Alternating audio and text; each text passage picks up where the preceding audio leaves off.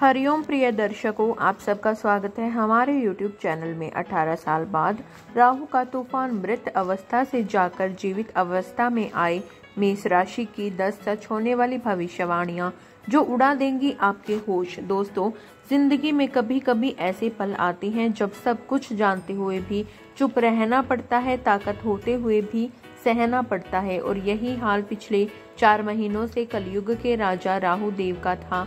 एक तरफ यह अपने मूल त्रिकोण राशि में पहुंचे, वो घर जिसे शनि का घर कहते हैं और जिसे राहु अपना साम्राज्य मानता है, लेकिन फिर भी यह ग्रह जो इच्छाओं का राजा है वो असहाय दिखा। क्योंकि 4 महीनों से राहु मृत अवस्था में था। शक्ति होते हुए भी असर दिखाने की क्षमता इनके पास नहीं थी।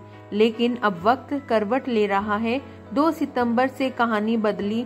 वो राहु जो अब तक सोया हुआ था अब जागने जा रहा है। और दोस्तों, बाकी ग्रहों की हम हवा या झोंका कहते हैं, लेकिन राहु तो तूफान है, और जब यह तूफान उठता है तो सब कुछ बदल देता है। तो सवाल यह है, जब यह ग्रह जागृत होता है तो मेष राशि के जीवन में कैसा तूफान लाएगा, आपकी सफलता को कहां तक ले जाएगा, यही जानने के लिए हम आज पूरी ज्योतिषीय विवेचना करेंगे। शुरुआत से समझते हैं। 18 मई 2025 की बात है। रात 7:35 पर यही राहु देव मेष राशि के 12वें घर से वक्री गति से चलते हुए एक घर पीछे आए, और अब यह जिस स्थान पर पहुंचे हैं वह है शनि का घर, 11 नंबर की राशि। यह स्थान इच्छाओं की पूर्ति का माना जाता है, और राहु स्वयं एक ऐसा ग्रह है जो इच्छाओं को तीव्र करता है। मतलब आपकी इच्छाएं भी बड़ी और उनकी पूर्ति की परिस्थिति बन रही है। याद रखिए, राहु 18 साल बाद किसी स्थान पर आता है तो यह संयोग साधारण नहीं होता। लेकिन दिक्कत यह थी कि यह ग्रह जिस डिग्री पर था वह था मृत अवस्था का स्थान। ज्योतिष्य के अनुसार जब कोई ग्रह 24 डिग्री से 30 डिग्री के बीच में होता है तो उसकी शक्ति कम हो जाती है, और राहु भी इसी अवस्था में था। लेकिन दोस्तों, यह स्थिति ज्यादा दिन रहने वाली नहीं, क्योंकि राहु वक्री गति में है और 2 सितंबर को यह 24 डिग्री से नीचे जाकर 30 डिग्री पर आ गए हैं। यही वह पल होगा जब मृत अवस्था खत्म होगी और राहु जाग उठेगा। यही जागरण आपके जीवन में नए अध्याय की शुरुआत करेगा।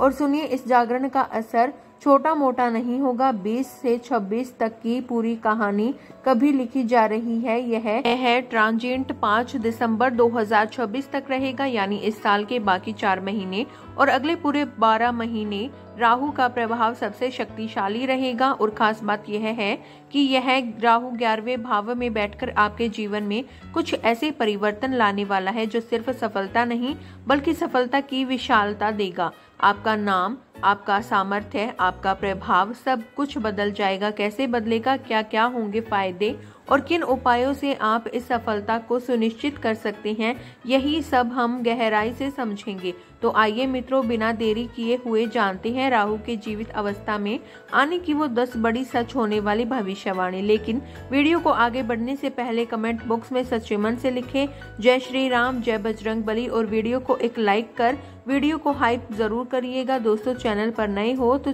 सब्सक्राइब करना बिल्कुल ना भूले। पहली भविष्यवाणी, मेष राशि की पहली बड़ी भविष्यवाणी क्या कहती है, ध्यान से सुनिए मित्रों। क्या आप जानते हैं 11वें भाव में राहु का प्रवेश साधारण घटना नहीं होती। ज्योतिष में इसे सबसे महत्वपूर्ण गोचर माना गया है। कारण, क्योंकि राहु जब तीसरे, 6वें, 7वें, 10वें और 11वें घर में आते हैं तो यह जीवन में जबरदस्त परिवर्तन लाते हैं।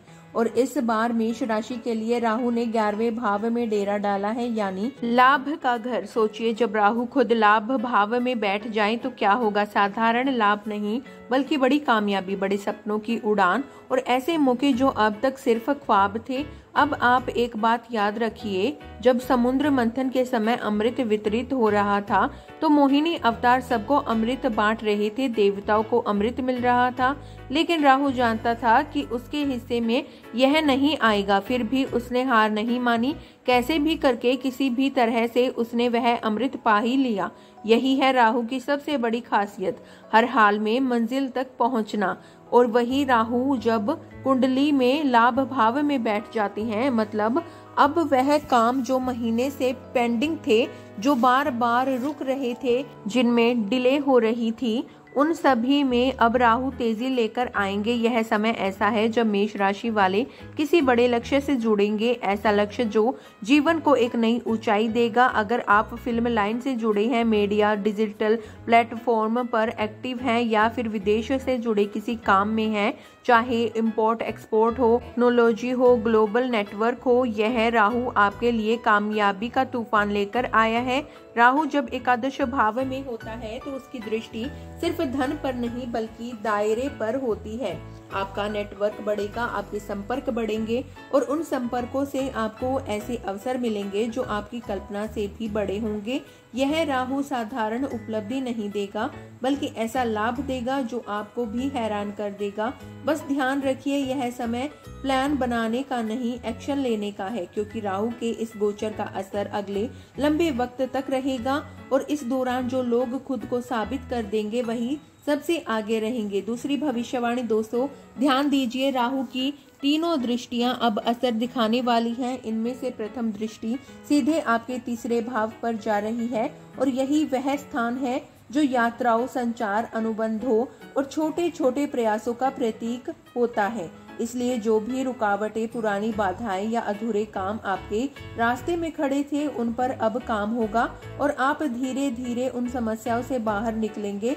यहाँ खास बात यह है कि यह प्रभाव केवल सार नहीं देगा, जैसा कि ज्योतिष कहता है, यह अष्टम भाव से अष्टम भाव जैसा गहरा परिवर्तन लेकर आता है। मतलब वह जंजीर जो लंबे समय से आपके पैरों में थी टूटने लगेंगी और आप जीवन के नए नए सुखद और स्थिर आयाम में कदम रख पाएंगे। राहु का एकमात्र लक्ष्य साफ है, अमृत तक पहुंचना। और जब राहु इस प्रकार की दृष्टि डालता है तो वह न सिर्फ आपका मनोबल बढ़ाता है बल्कि व्यवहारिक सहारा भी देता है ताकि आप अपने बड़े लक्ष्य की ओर तेजी से बढ़ सके। इस समय नवीन एग्रीमेंट, छोटे छोटे लाभकारी सौदे और कुछ फायदे वाली यात्राएं संभव है और वही यात्राएं आपके लाभ के द्वार खोल सकती है। साथ ही छोटे भाई बहनों या नजदीकी रिश्तेदारों के लिए भी यह समय विशेष अवसर ला सकता है। संक्षेप में कहें तो प्रथम दृष्टि आपके जीवन की ठहराव वाली समस्याओं को तोड़कर आपको आगे बढ़ने का रास्ता दे रही है। तैयार रहिए, मौका सही तरीके से पकड़िए, क्योंकि राहु अब आपको उस मंजिल तक पहुंचाने का संकल्प लिए खड़ा है। तीसरी भविष्यवाणी, अब बात करते हैं राहु की सातवीं दृष्टि की, जो सीधा प्रभाव डाल रही है पंचम भाव पर। यह स्थान है आपकी संतान, आपकी शिक्षा, आपके ज्ञान और आपके मानसिक संतुलन का। इसलिए इस समय आपको संतान के लिए कुछ महत्वपूर्ण कदम उठाने होंगे, चाहे उनकी पढ़ाई हो, करियर हो या उनका संपूर्ण विकास। लेकिन सबसे बड़ी राहत यह है कि राहु अब ऐसी स्थिति में है जहां यह कोई रुकावट नहीं। क्यों? क्योंकि राहु अब अपने मित्र की राशि में है, ना कि शत्रु की राशि में। पहले जब यह गुरु की राशि में था तब अवरोध थे, भ्रम थे, लेकिन अब नहीं।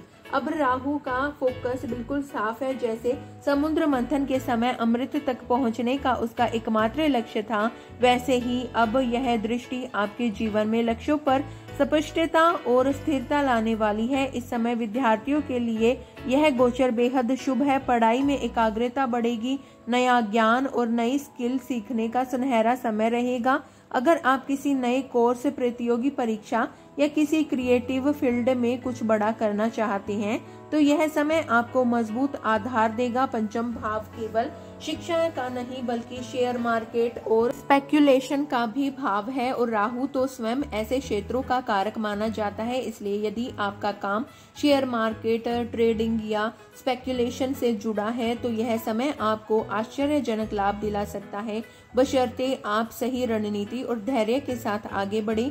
चौथी भविष्यवाणी, अब बात करते हैं राहु की अंतिम दृष्टि यानी उसकी नवी दृष्टि, और यह दृष्टि पड़ रही है सप्तम भाव पर। ध्यान से समझिएगा, सप्तम भाव केवल जीवन साथी का घर नहीं है बल्कि इसे कर्म क्षेत्र भी माना जाता है, क्योंकि यह दशम से दशम है, यानी यह सीधा आपके करियर और प्रोफेशन से जुड़ा हुआ है। अब सोचिए, यहाँ राहु अपनी शक्ति से सप्तम भाव को देख रहा है। ऊपर से यह भाव जिस राशि में है वह है शुक्र की राशि, और शुक्राचार्य और राहु का तो पुराना याराना है। दोनों दानवों की श्रेणी में आते हैं। दोनों का उद्देश्य है लक्ष्य तक पहुंचना। इसलिए जब राहु और शुक्र की ऊर्जा मिलती है तो परिणाम असाधारण होते हैं। इस दृष्टि का सबसे बड़ा असर आपके बिजनेस, व्यापार और करियर पर दिखाई देगा। नए कॉन्ट्रैक्ट, नए क्लाइंट और बड़ी डील्स के संकेत मिल सकते हैं। अगर आप नौकरी में हैं तो यह समय आपको किसी नए अवसर की ओर धकेल सकता है, और अगर आप पहले से व्यवसाय में हैं तो विस्तार की संभावना प्रबल है। कई लोग इस समय व्यवसायिक जीवन की नई शुरुआत भी कर सकते हैं। यही नहीं रुकते, सप्तम भाव विवाह का भी घर है। जिन लोगों के शादी में अड़चनें आ रही थी, अब राहु की दृष्टि उन अड़चनों को तोड़ने में मदद कर सकती है। विवाह के योग बन सकते हैं, खासकर उन लोगों के लिए जिनके रिश्ते लंबे समय से अटके हुए थे। अंतिम भविष्यवाणी।